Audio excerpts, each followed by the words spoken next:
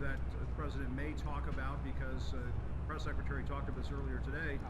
Kayleigh McEnany told reporters that the president is considering, or it's being considered inside the White House, the use of the 1807 Insurrection Act, which allows the U.S. government to deploy U.S. military troops to help quell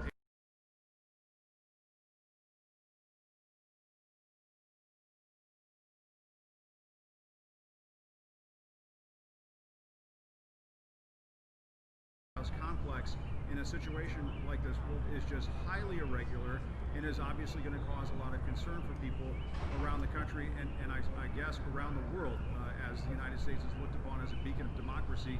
It isn't every day. It's very rare to see military vehicles rolling through the White House complex. Now, we also saw the Attorney General Bill Barr outside the White House inspecting the situation going on in Lafayette Park. There have been discussions inside the administration about deploying multiple agencies, sending their protective units over to Lafayette Park to make sure this place does not get out of control. As we saw last night, fires were set at multiple places around the White House, inside St. John's Episcopal Church, the historic church that's been worshipped at by every president since James Madison. There were other installations around the White House, including the AFL-CIO that had its lobby torched briefly before that fire was brought under control. And so the president is stepping into the situation to potentially, we think, to deliver a message of law and order. He hasn't been in much of a mood for issuing words of caution. He didn't do that on the phone earlier today with the nation's governors.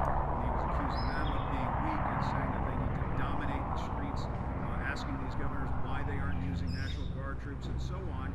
And so he has been kind of laying down this marker that he's ready to get tough. At one point, tweeting earlier this afternoon, a tweet from Arkansas Republican Senator Tom Cotton about the use of the 101st Airborne Division of the U.S. Army, potentially using the Army to quell the unrest here in Washington and around the country. So just a ramped up rhetoric that we just have never really seen before in my lifetime, haven't seen in generations in this country. And I suppose the question is whether or not any of this works for the president. I will tell you, Wolf, there's been debate. My colleagues and I in the CNN White House team have been reporting on this all day long. There's been debate inside the president's team of advisors as to whether or not he should talk about any of this, because there's the potential he could make matters worse. We saw last week when he tweeted about looters being shot. That obviously helped inflame the situation. There's just no way around that.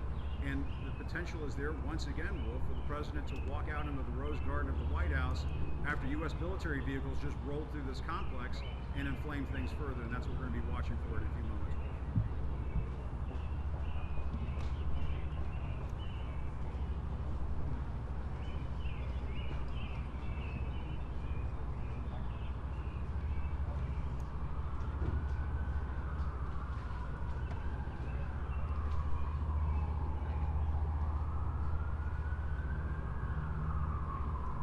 That's right. Governor Pritzker from Illinois was telling the president on this conference call that your rhetoric is not helping the situation, it's hurting the situation, and that the president should be displaying a style of leadership that brings calm to the country.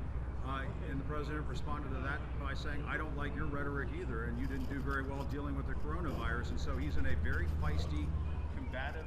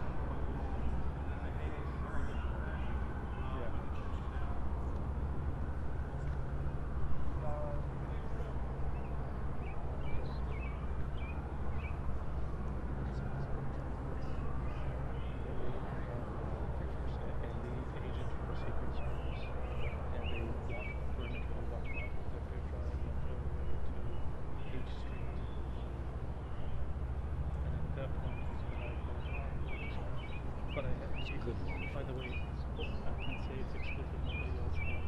There was nobody shooting. Yeah, you could see them walk, and they walked the perimeter all the way up to the barricade with the protesters. And at some point, you could see the protesters looking right at them. It's a tiny shot of them from far away, but you could see them.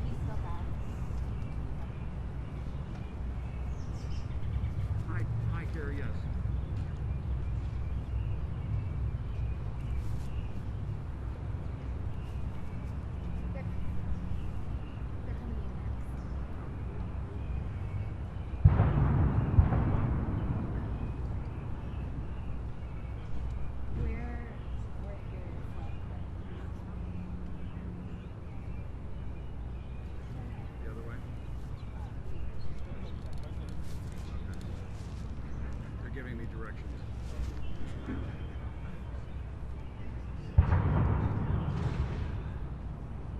Is he gonna do it? I gotta do the press.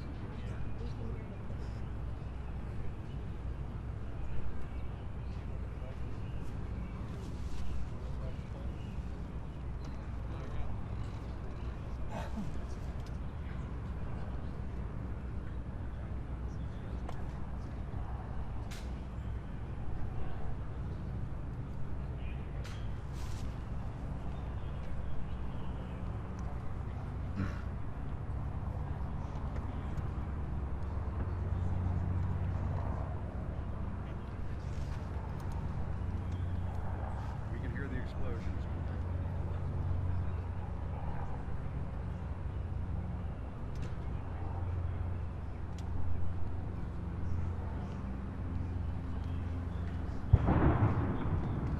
We sure can, yes. We are standing in the Rose Garden right now waiting for the president to come out and address the nation. And as he is about to address the nation, we can hear the explosions from Lafayette Park. They are very clearly audible, and so we are now seeing the potential for the president to be addressing the nation as these explosions are going off at the same time. I mean, that is just an absolutely unbelievable prospect. But that's what we're facing here at this very moment. We can hear those flashbangs coming in, as we've been hearing over the last couple of days, breaking out right now. Now, we do expect the president to deliver a law and order focused address. The teleprompters are set up, and so we'll be seeing, as it's described from time to time, teleprompter Trump. That potentially means he won't be taking any questions, but as you know, expect the unexpected with the president. He may deliver these remarks and then decide to take questions. But my sense of it is, Wolf, is that he's going to be explaining why we saw those military vehicles transporting those troops over to the park to try to help quell this disturbance. Now, obviously, the question is going to be asked, and we'll try to ask the question as he walks out of here if he doesn't take any questions. You know, where is the message of calm? Where is the message of trying to calm things down around this country? Because obviously you can send in the cavalry, you can send in all of these military forces. That doesn't necessarily make the protesters go away unless you want to really crack some skulls out there. And those are images that this White House has to realize comes with a massive political risk. But getting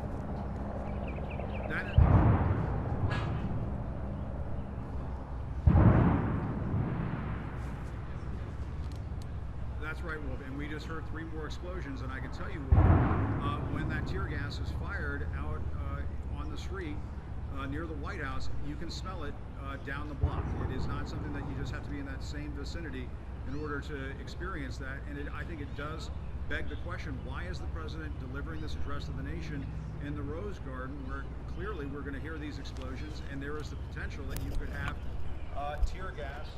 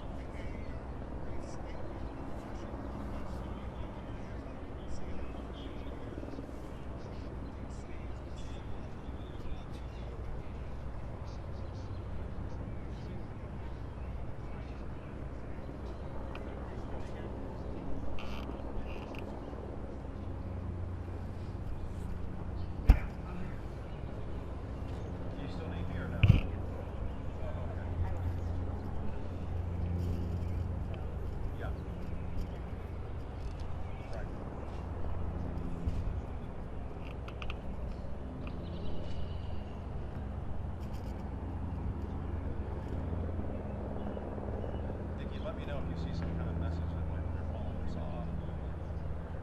Sorry.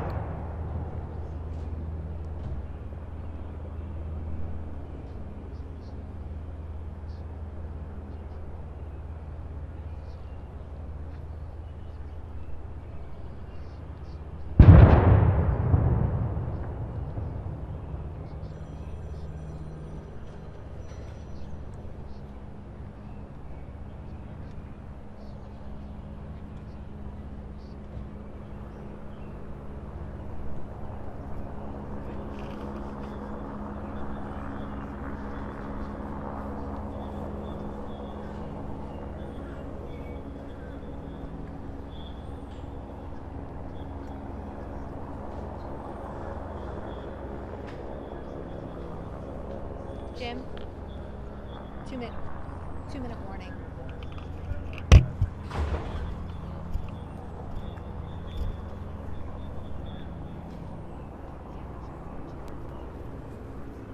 Let her know. There are 2-minute warnings.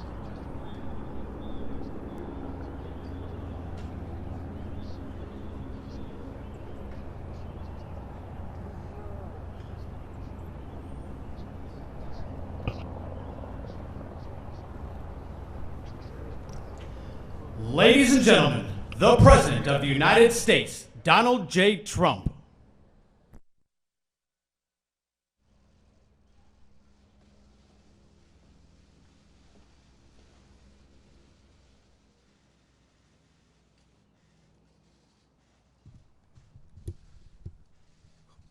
Thank you very much. My fellow Americans, my first and highest duty as president is to defend our great country and the American people.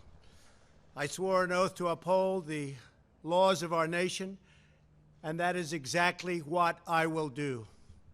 All Americans were rightly sickened and revolted by the brutal death of George Floyd. My administration is fully committed that for George and his family, justice will be served. He will not have died in vain. But we cannot allow the righteous cries and peaceful protesters to be drowned out by an angry mob. The biggest victims of the rioting are peace-loving citizens in our poorest communities. And as their president, I will fight to keep them safe. I will fight to protect you. I am your president of law and order and an ally of all peaceful protesters. But in recent days, our nation has been gripped by professional anarchists, violent mobs, arsonists, looters, criminals, rioters, Antifa, and others. A number of state and local governments have failed to take necessary action to safeguard their residents. Innocent people have been savagely beaten, like the young man in Dallas, Texas, who was left dying on the street, or the woman in upstate New York viciously attacked by dangerous thugs. Small business owners have seen their dreams utterly destroyed. New York's finest have been hit in the face with bricks. Brave nurses who have battled the virus are afraid to leave their homes. A police precinct has been overrun here in the nation's capital. The Lincoln Memorial and the World War II Memorial have been vandalized. One of our most historic churches was set ablaze.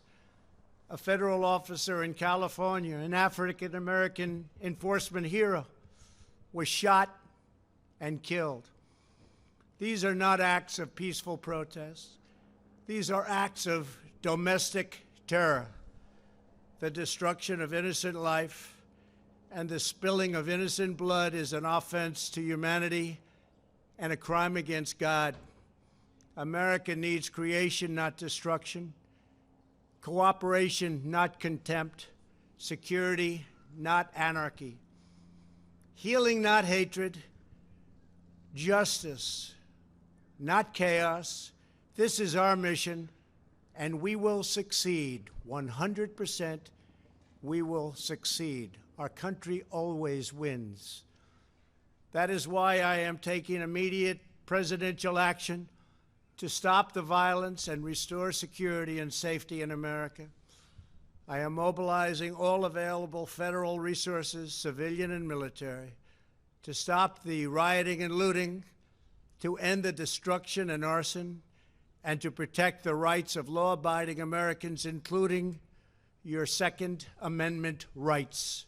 Therefore, the following measures are going into effect immediately.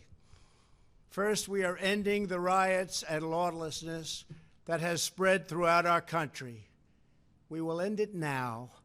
Today, I have strongly recommended to every governor to deploy the National Guard in sufficient numbers that we dominate the streets. Mayors and governors must establish an overwhelming law enforcement presence until the violence has been quelled. If a city or state refuses to take the actions that are necessary to defend the life and property of their residents, then I will deploy the United States military and quickly solve the problem for them. I am also taking swift and decisive action to protect our great capital, Washington, D.C.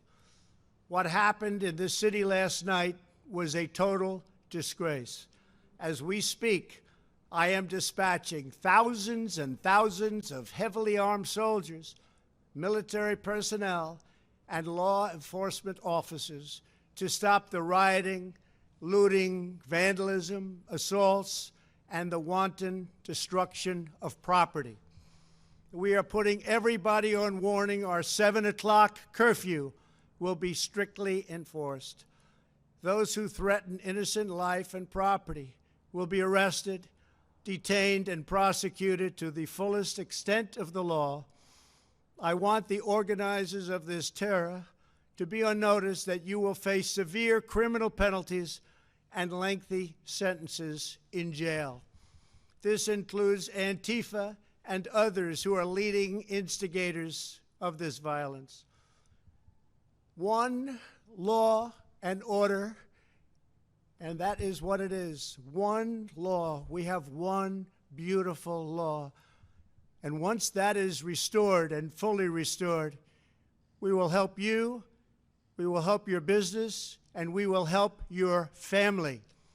America is founded upon the rule of law. It is the foundation of our prosperity, our freedom, and our very way of life. But where there is no law, there is no opportunity.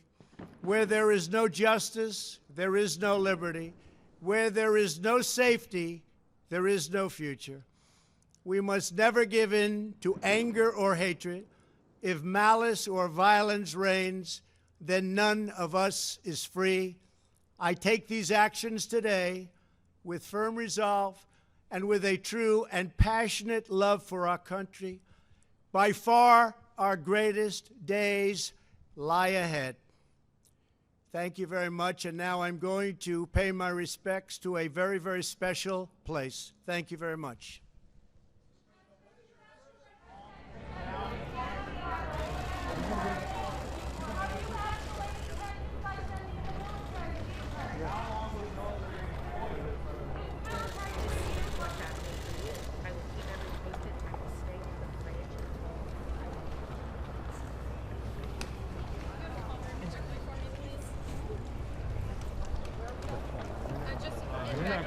No, I know. Yeah, if y'all can go into the briefing room as quickly as possible, please.